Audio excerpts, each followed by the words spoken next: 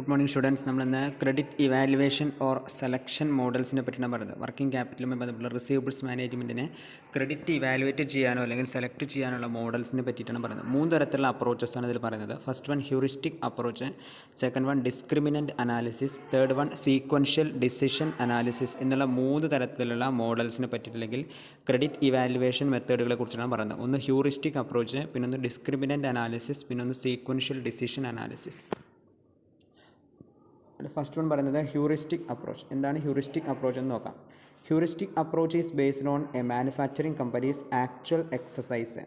ഒരു manufacturing company യഥാർത്ഥത്തിൽ നടപ്പിലാക്കുന്ന എക്സസൈസിനനുസരിച്ചിട്ടാണ് ഹ്യൂറിസ്റ്റിക് അപ്രോച്ച് എന്ന് ബന്ധപ്പെട്ടിരിക്കുന്നത്. The formula or procedure described here has the weight of managerial experience and intuition behind it and therefore is heuristic in nature.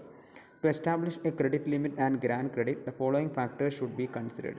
Heuristic approach പ്രകാരം ഒരു credit limit establish ചെയ്യാനോ അല്ലെങ്കിൽ credit grand ചെയ്യാനോ താഴെ പറയുന്ന ഫാക്ടറുകൾ consider ചെയ്യണം. ഒന്ന് ക്രെഡിറ്റ് റിക്വയർമെൻറ്റ്, പിന്നൊന്ന് പേ ഹാബിറ്റ്സ്, പിന്നൊന്ന് ഇയർ ഓഫ് ബിസിനസ്, പിന്നൊന്ന് പ്രോഫിറ്റ് മാർജിൻ, പിന്നൊന്ന് കറണ്ട് റേഷ്യോ, പിന്നെ ടോട്ടൽ ഡെപ്റ്റ് to asset ratio, inventory turnover and qualitative factor.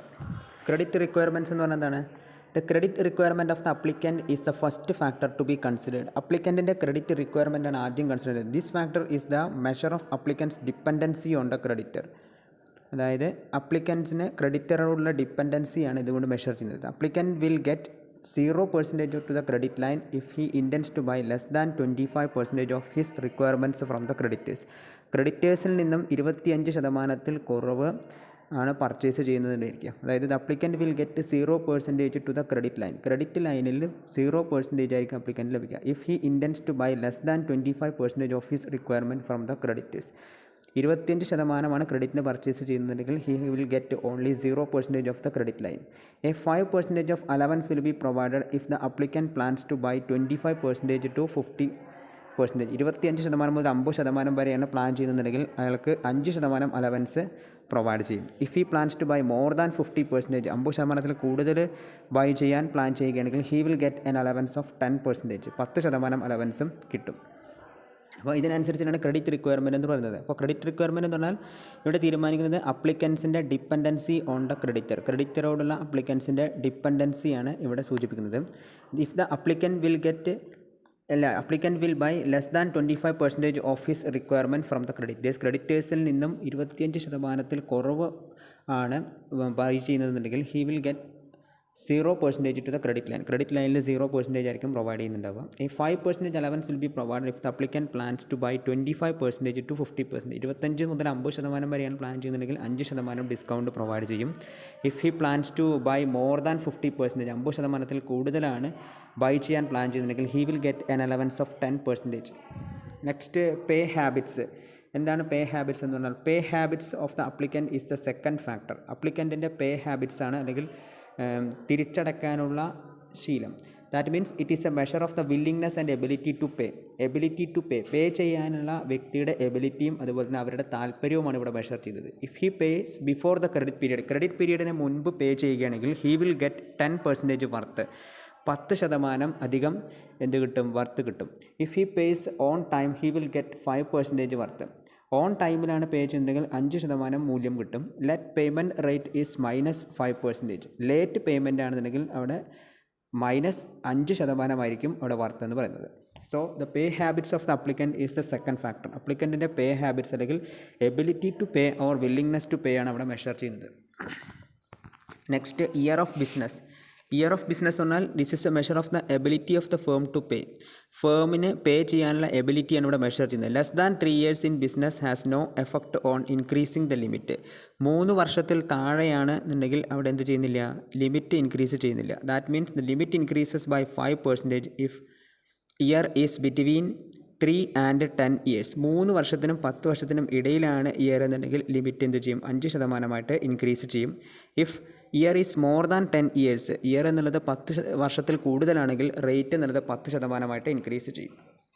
അതാണ് ഇയർ ഓഫ് ബിസിനസ് എന്നതുകൊണ്ട് സൂചിപ്പിക്കുന്നത്. So this is a measure of the firm's ability to pay. ഫേമിനെ pay ചെയ്യാനുള്ള അല്ലെങ്കിൽ കടം വാങ്ങിയ തുക തിരിച്ചടയ്ക്കാനുള്ള എബിലിറ്റിയാണ് ഇവിടെ മെഷർ ചെയ്യുന്നത്. 3 വർഷത്തിൽ താഴെയുള്ള സമയം കൊണ്ട് ഫേമിന് അതിൻ്റെ എഫക്റ്റീവ്നെസ് ഉണ്ടെങ്കിൽ അതിൻ്റെ ക്രെഡിറ്റ് ലിമിറ്റ് എന്നുള്ളത് ഇൻക്രീസിങ്ങോ ഡിക്രീസിങ്ങോ ചെയ്യില്ല. This limit will increases 5%. അവിടെ സ്വാഭാവികമായിട്ടും 3നും 10നും ഇടയിലാണെങ്കിൽ ക്രെഡിറ്റ് ലിമിറ്റ് എന്നുള്ളത് ഇൻക്രീസ് ചെയ്തത് 5% ഇൻക്രീസ് ചെയ്യും. ഇഫ് മോർ ദാൻ 10 ഇയേഴ്സ് ആണെങ്കിൽ റേറ്റ് എന്നുള്ളത് 10% ഇൻക്രീസ് ചെയ്യും.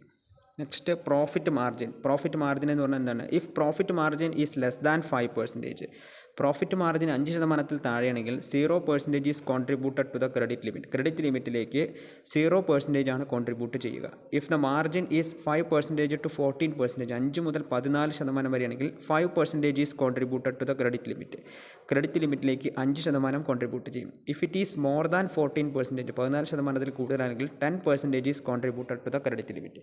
14%-ൽ കൂടുതലാണെങ്കിൽ 10% ക്രെഡിറ്റ് ലിമിറ്റിലേക്ക് കോൺട്രിബ്യൂട്ട് ചെയ്യും. 5%-ൽ താഴെയാണെങ്കിൽ 0% ക്രെഡിറ്റ് ലിമിറ്റിലേക്ക് കോൺട്രിബ്യൂട്ട് ചെയ്യും. 5നും 14നും ഇടയിലാണെങ്കിൽ 5% ക്രെഡിറ്റ് ലിമിറ്റിലേക്ക് കോൺട്രിബ്യൂട്ട് ചെയ്യും. മോർ ദാൻ 14% ആണെങ്കിൽ 10% ക്രെഡിറ്റ് ലിമിറ്റിലേക്ക് കോൺട്രിബ്യൂട്ട് ചെയ്യും. ഇനി കറണ്ട് റേഷ്യോ. കറണ്ട് റേഷ്യോ എന്ന് പറഞ്ഞാൽ a current ratio of 2:2:1 is considered to be a good indication of ability to pay. Ability to പേയുടെ ഒരു പ്രധാനപ്പെട്ട കറണ്ട് റേഷ്യോ കാൽക്കുലേറ്റ് ചെയ്യുന്നത് 2:2:1 ആണ്. That means this will contribute 10% towards the credit limit. Credit ലിമിറ്റിൻ്റെ 10% contribute ചെയ്യുമെന്നാണ് അതിൻ്റെ അർത്ഥം. If R lies between 1.5 and 2.2, 5% will be contributed to the credit limit. 1.5നും 2.2നും ഇടയിലാണ് ആർ ലൈ ചെയ്യുന്നതെങ്കിൽ 5% ക്രെഡിറ്റ് ലിമിറ്റിലേക്ക് കോൺട്രിബ്യൂട്ട് ചെയ്യുക. If R is less than 1.5, 1.5%-ൽ താഴെയാണെങ്കിൽ credit limit will not be increased. Credit limit increase ചെയ്യില്ല. ടോട്ടൽ ഡെപ്റ്റ് ടു അസറ്റ് റേഷ്യോ.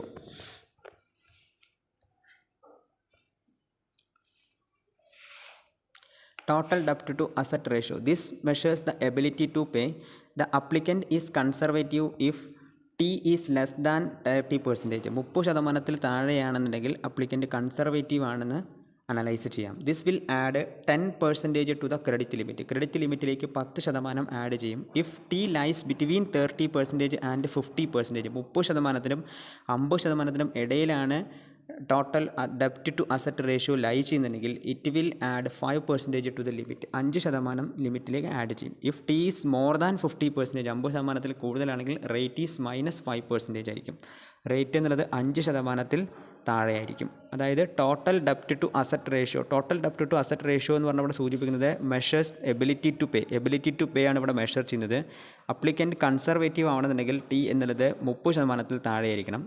അതുകൊണ്ട് തന്നെ ക്രെഡിറ്റ് ലിമിറ്റ് 10% ആഡ് ചെയ്യും. ഇപ്പോൾ 30%-നും 50%-നും ഇടയിലാണ് ടി നിൽക്കുന്നുണ്ടെങ്കിൽ 5% ക്രെഡിറ്റ് ലിമിറ്റ് ആഡ് ചെയ്യും. ടി മോർ ദാൻ 50% ആണെങ്കിൽ റേറ്റ് എന്നുള്ളത് -5% ആയിട്ട് മാറുകയും ചെയ്യും.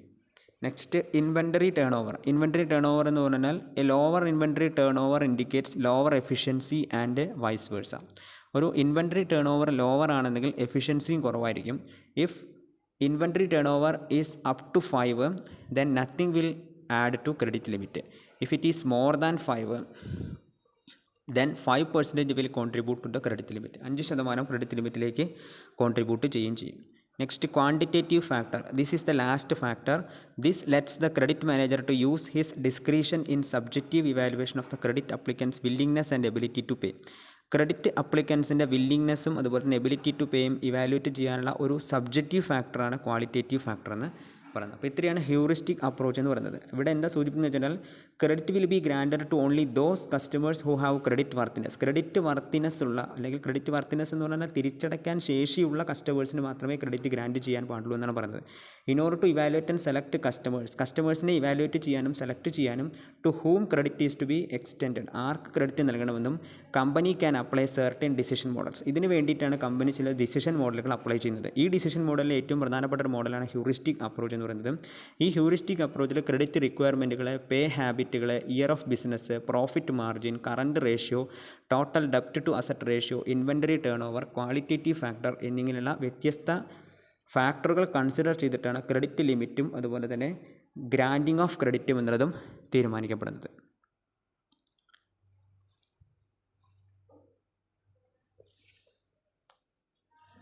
ഡിപ്പെൻഡൻസി ഓൺ ക്രെഡിറ്ററാണ് ക്രെഡിറ്റ് റിക്വയർമെൻറ്റ് എന്നുള്ളത്. ക്രെഡിറ്റിനെ എത്രമാത്രം അവർ ഡിപ്പെൻഡ് ചെയ്യുന്നുണ്ട് എന്നുള്ളതാണ് ക്രെഡിറ്റ് റിക്വയർമെൻറ്റ് എന്നതുകൊണ്ട് സൂചിപ്പിക്കുന്നത്. Dependency on the creditor.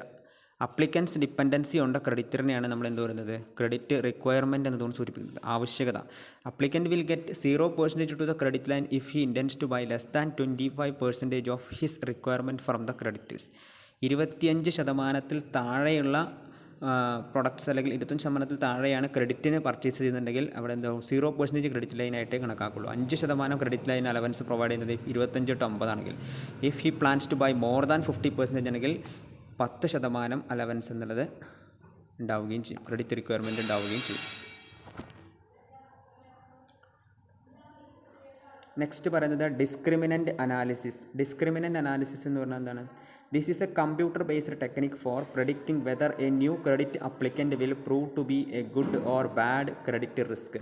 To undertake a discriminant analysis, suppose the credit analyst has gone back through past credit customers and selected two groups, those proved to be good accounts and those proved to be bad accounts. അപ്പോൾ good അക്കൗണ്ട്സും bad അക്കൗണ്ട്സിന് നമ്മൾ വേർതിരിക്കലാണ് discriminant analysis ചെയ്യുന്നത്. Discrimination പറഞ്ഞാൽ വേർതിരിക്കൽ അല്ലെങ്കിൽ differentiation ചെയ്യാൻ നടത്താം. This is a computer based technique, ഒരു കമ്പ്യൂട്ടർ ബേസ്ഡ് ടെക്നിക്കാണ്. ഇതിൽ കൂടെ എന്താ ചെയ്യുന്നത് വെച്ചാൽ for predicting whether a new credit applicant, ഒരു പുതിയ credit applicant will prove to be a good or bad credit risk, അവരൊരു good or bad credit risk ആകുമോ എന്നുള്ളത് പ്രൂവ് ചെയ്യലാണ് ഇതിൽ കൂടെ ചെയ്യുന്നത്. അതായത് ആ ഒരു ന്യൂ കസ്റ്റമർക്ക് അല്ലെങ്കിൽ ന്യൂ ക്രെഡിറ്റ് അപ്ലിക്കൻറ്റിന് എമൗണ്ട് ഓഫ് മണി പ്രൊവൈഡ് ചെയ്ത് കഴിഞ്ഞാൽ അല്ലെങ്കിൽ ക്രെഡിറ്റ് വർത്തനസ് പ്രൊവൈഡ് ചെയ്ത് കഴിഞ്ഞാൽ അത് ഗുഡ് ആകുമോ അല്ലെങ്കിൽ ബാഡ് ആകുമോ, ക്രെഡിറ്റ് ബാഡ് ആകുമോ ഗുഡ് ആകുമോ എന്നുള്ളതാണ് അനലൈസ് ചെയ്യുന്നത്. To undertake a discriminant analysis, suppose the credit analyst has gone back through past credit കസ്റ്റമേഴ്സിനെ അനലൈസ് ചെയ്യുകയും ആൻഡ് സെലക്റ്റഡ് 2 ഗ്രൂപ്പ്സ്, 2 ഗ്രൂപ്പ്സുകളാക്കി സെലക്ട് ചെയ്യുകയും ചെയ്യും. Those proved to be good accounts and those proved to be bad accounts. Bad അക്കൗണ്ട്സും അതുപോലെ തന്നെ good അക്കൗണ്ട്സുമാക്കിയിട്ട് 2 ആക്കിയിട്ട് അവിടെ എന്ത് ചെയ്യും, തീരുമാനിക്കുകയും ചെയ്യും. Those proved to be good accounts and those proved to be bad accounts. Good അക്കൗണ്ട്സും ബാഡ് അക്കൗണ്ട്സുമായിട്ട് എന്ത് ചെയ്യും, വേർതിരിക്കുകയും ചെയ്യും. അതാണ് ഇതിൽ ചെയ്യുന്നത്. അപ്പോൾ ഡിസ്ക്രിമിനൻ്റ് അനാലിസിസ് എന്ന് പറഞ്ഞാൽ ഒരു കമ്പ്യൂട്ടർ ബേസ്ഡ് ആയിട്ടുള്ള ടെക്നിക്കാണ് for predicting whether a new credit applicant will prove to be a good or bad credit risk. ഒരു new credit applicant good or bad credit risk develop ചെയ്യുമോ എന്നുള്ളതിന് പ്രൂവ് ചെയ്യാനുള്ള ഒരു ടെക്നിക്കാണ്. മൂന്നാമത്തേതാണ് സീക്വൻഷ്യൽ ഡിസിഷൻ അനാലിസിസ്. എന്താണ് സീക്വൻഷ്യൽ ഡിസിഷൻ അനാലിസിസ് എന്ന് നോക്കാം. Sequential decision analysis is based on the assumption that information is costly. The procedure of sequential decision analysis involves 3 stages. ഇതിൻ്റെ അനാലിസിസിൻ്റെ അസംഷൻ എന്ന് പറഞ്ഞാൽ ഇൻഫർമേഷൻ എന്നുള്ളത് കോസ്റ്റ്ലിയാണ്. ഈ പ്രൊസീജിയറിൽ പ്രധാനമായിട്ടും 3 സ്റ്റേജസാണ് വരുന്നത്. ഒന്ന്, കൺസൾട്ട് കമ്പനി ക്രെഡിറ്റ് ഫയൽസ്, കമ്പനിയുടെ ക്രെഡിറ്റ് ഫയൽസുകൾ കൺസൾട്ട് ചെയ്യുക. Examine agency credit rating, agency credit റേറ്റിങ്ങിനെ, ഒരു ഏജൻസിയുടെ ക്രെഡിറ്റ് റേറ്റിങ്ങിനെ എക്സാമിൻ ചെയ്യുക. Request interchange bank report request ചെയ്യുക. At each stage the credit analyst must decide whether to grant credit or seek additional information. Credit grant ചെയ്യണോ additional information seek ചെയ്യണോ എന്നുള്ളത് ഓരോ സ്റ്റേജിലും ക്രെഡിറ്റ് അനലിസ്റ്റിന് എന്ത് ചെയ്യാം, ഡിസൈഡ് ചെയ്യാം. Whenever analysis based on eventual credit വർത്തിനെസ്സുമായിട്ടാണ് analysis base ചെയ്തിരിക്കുന്നുണ്ടെങ്കിൽ investigation comes to an end. Investigation എന്നുള്ളത് എന്ത് ചെയ്യപ്പെടും, എൻഡ് ചെയ്യപ്പെടും അല്ലെങ്കിൽ അവസാനിക്കപ്പെടും. Whenever analysis is based on the eventual credit വർത്തിനെസ്സുമായിട്ടാണ് അനാലിസിസ് ബേസ് ചെയ്തിരിക്കുന്നുണ്ടെങ്കിൽ investigation comes to an end. Investigation എന്ത് ചെയ്യപ്പെടും, അവസാനിക്കപ്പെടുകയും ചെയ്യും.